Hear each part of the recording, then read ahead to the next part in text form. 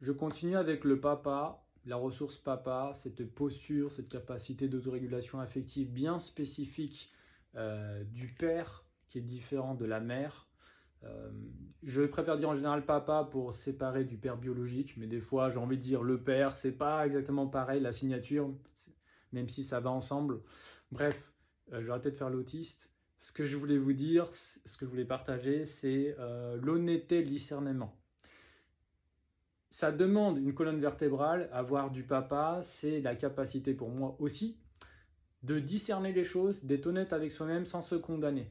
Si à chaque fois que je reconnais quelque chose que je trouve merdique, genre j'ai vraiment merdé avec cette personne, j'ai été très violent, maltraitant envers moi-même et envers quelqu'un, et que je me condamne, si me reconnaître là-dedans, c'est forcément me condamner, bah c'est dur d'être honnête, j'ai pas envie d'être honnête là-dessus, je préfère invisibiliser, parce que j'ai pas envie de me maltraiter.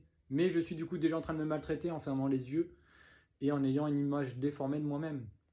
Si je suis pas honnête avec moi-même, je dois tout le temps me surévaluer et me sous-évaluer en fait. Partir de là où je suis vraiment, c'est discerner, être honnête avec moi-même et faire la distinction. Si je condamne quelque chose, c'est l'acte, c'est pas moi, c'est pas une identité. Ce que j'ai fait, c'était de la merde avec cette personne.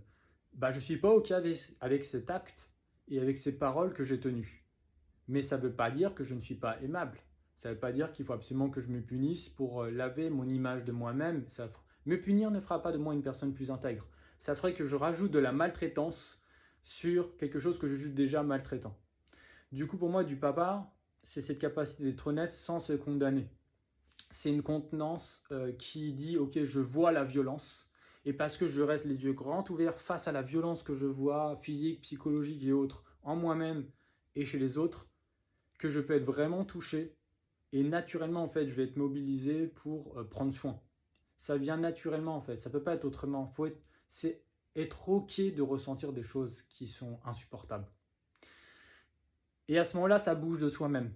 Ça bouge de soi-même et pour moi, il y a cet équilibre très fin de la bonne maman et du bon papa, qui est à partir de quel espace je bouge. Ok, ça m'a indigné, maintenant je bouge, mais est-ce que je suis toujours à l'écoute de moi-même, présent à moi-même, et est-ce que je suis toujours en train de laisser de l'espace à cette autre personne en face, ou bien je suis parti dans le syndrome du sauveur, par exemple, où j'ai envie de devenir le bourreau de la personne que j'estimais maltraitée, etc.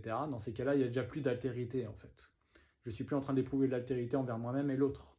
Parce qu'il y a beaucoup de jeux de miroir sur le moment. Et où est l'honnêteté et le discernement sur le moment?